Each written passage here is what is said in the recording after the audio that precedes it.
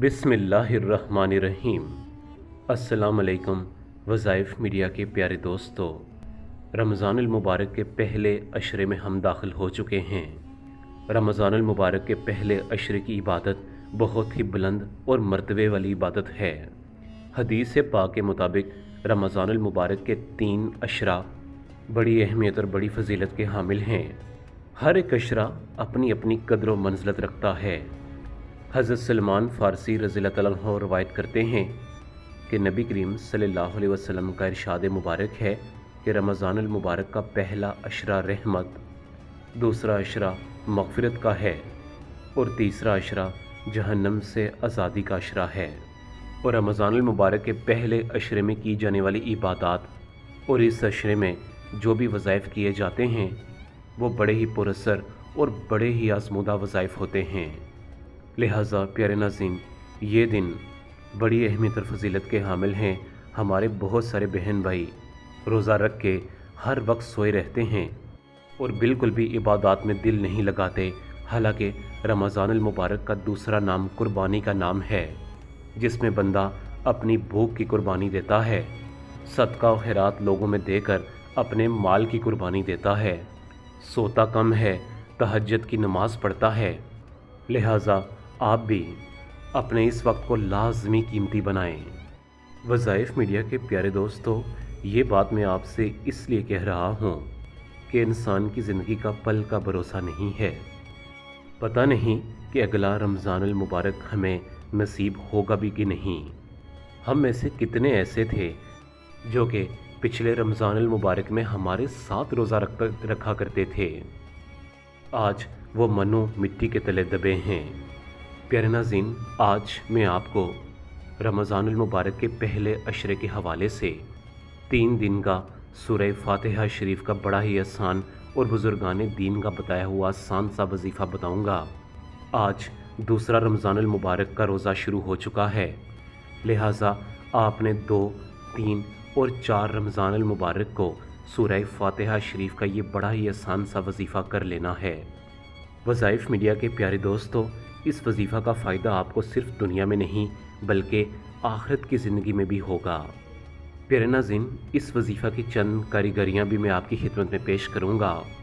वैसे तो इस वजीफ़ा के साथ बहुत सारे वाक़यात जुड़े हैं, लेकिन मैं चंद वाक़यात आपकी खिदमत में पेश करूँगा, ये सिर्फ़ इसलिए ताकि आपका ईमान ताज़ा हो सके और आपका इस वजीफ़ा पर पूरा कामिल ईमान और यकीन हो जाए।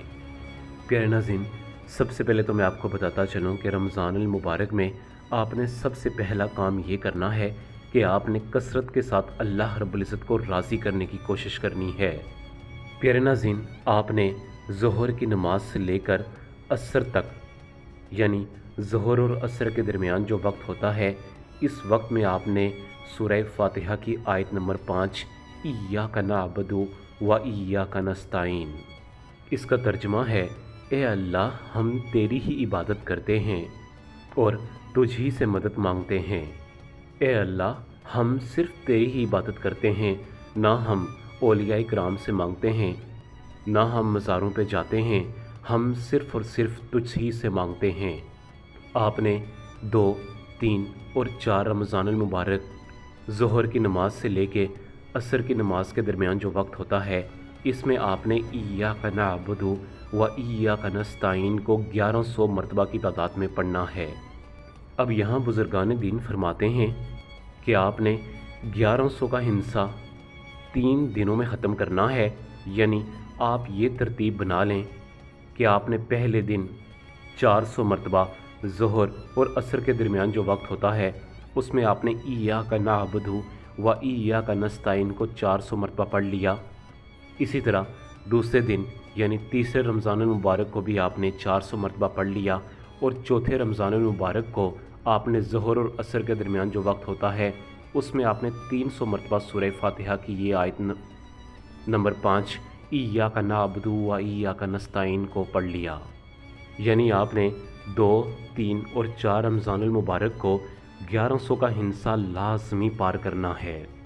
जैसे ही ये 1100 का हिस्सा कंप्लीट हो जाए, आपने अल्लाह रब्बुल इज़्ज़त के हजूर सच्चे दिल के साथ दुआएं मांगनी हैं। آپ نے اللہ رب العزت کے حضور دعائیں مانگنی ہیں، چاہے آپ کی کوئی بھی حاجت ہو، کوئی بھی آپ کی پریشانی ہو۔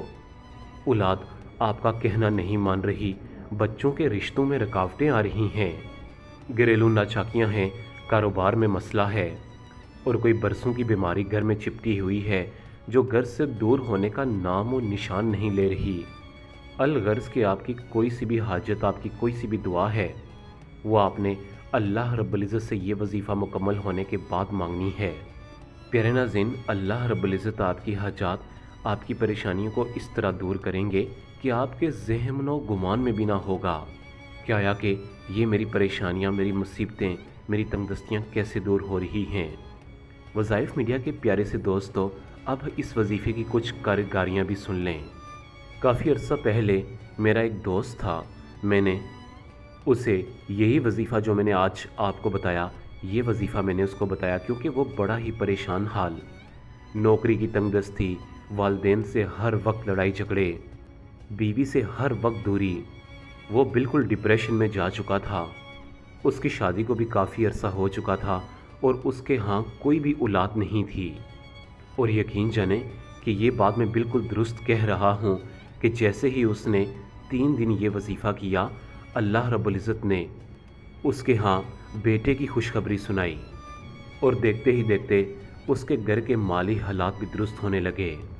پیارے ناظرین، آپ نے اس وظیفہ پر اس طریقہ کار سے یقین کرنا ہے جیسے صحابہ کرام نبی کریم صلی اللہ علیہ وسلم کی ہر بات پر یقین کرتے تھے، اور یاد رہے کہ جن کا یقین پختہ ہوتا ہے ان کا رنگ ہی نرالا ہوتا ہے۔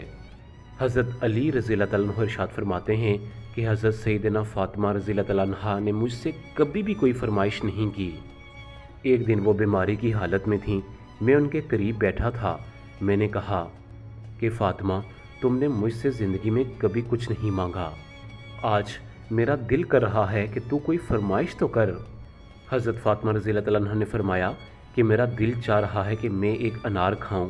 حضرت علی رضی اللہ تعالیٰ عنہ فرمانے لگے کہ میں گیا، ایک انار خریدا بازار سے 1 دینار کا۔ آپ فرماتے ہیں کہ جب میں انار لے کر پلٹا تو ایک بوڑھا شخص پیچھے کھڑا تھا جو لاغر، نہایت ہی کمزور، اپنے لڑکھڑاتے ہاتھوں سے اس نے کہا ہے کہ اے علی، میں بہت بھوکا ہوں۔ حضرت علی رضی اللہ تعالیٰ عنہ نے فوراً وہ انار اس بوڑھے شخص کو دے دیا۔ بوجھل قدموں سے جب گھر میں آئے تو پاک نبی کی پاک بیٹی نے اترا ہوا چہرہ دیکھ کر کہنے لگیں کہ اے علی، تم اللہ کی راہ میں انار خرچ کر کے آگے ہو۔ اے علی، تم مجھ سے بے وفائی کر ہی نہیں سکتے، تم ضرور اللہ کی راہ میں یہ انار خرچ کر کے آئے ہوگے۔ آج مجھے بہت سکون ملا ہے، اور یہ سکون مجھے انار کھا کر کبھی نہیں ملتا۔ فوراً دروازے پر دستک ہوئی، حضرت سلمان فارسی دروازے پر آئے اور کہنے لگے کہ اللہ کے رسول صلی اللہ علیہ وسلم نے آپ دونوں میاں بیوی کے لیے 9 انار بھیجے ہیں۔ اس پر حضرت علی رضی اللہ عنہ فرمانے لگے کہ یہ انار ہمارے نہیں ہو سکتے، یہ کسی پڑوسی کے انار ہوں گے، کیونکہ میں نے نبی کریم صلی اللہ علیہ وسلم سے سن رکھا ہے کہ جو کوئی شخص اللہ کی راہ میں 1 خرچ کرتا ہے تو بدلے میں اسے 10 واپس ملتے ہیں، لہٰذا 9 انار میرے نہیں ہو سکتے، اگر اللہ نے مجھے دینے تھے تو 10 انار دیتا۔ سلمان فارسی نے دوبارہ جیب میں ہاتھ ڈالا اور ایک اور انار نکالا اور کہنے لگے کہ اے علی، میں تو تیرا امتحان لے رہا تھا۔ تو پیارے ناظرین، یہ واقعہ سنانے کا مقصد کہ ہمارا جتنا کامل ایمان و یقین ہوگا، اللہ رب العزت اتنی ہی ہم پر رحمت نازل کرے گا۔ آپ جب یہ وظیفہ شروع کریں تو ہمیں کمنٹ باکس میں ضرور بتائیں تاکہ ہم آپ کے لیے خصوصی طور پر دعا کر سکیں۔